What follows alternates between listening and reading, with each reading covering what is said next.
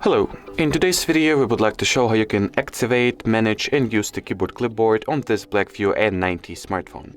So first of all, let's launch the keyboard somewhere. In here, look for this very icon that stands for the clipboard itself, tap on it, turn on the switch, which will mean that the clipboard has been successfully activated. Now if you want to remove any of the elements you have over here, just tap on this pencil icon, choose what elements you would like to get rid of, and then select the trash bin icon.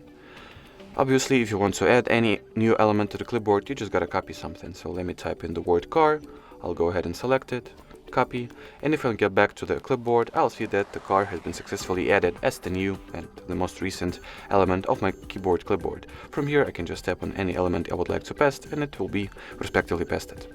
Alrighty, so that was it for this video. Thank you so much for watching, and bye-bye.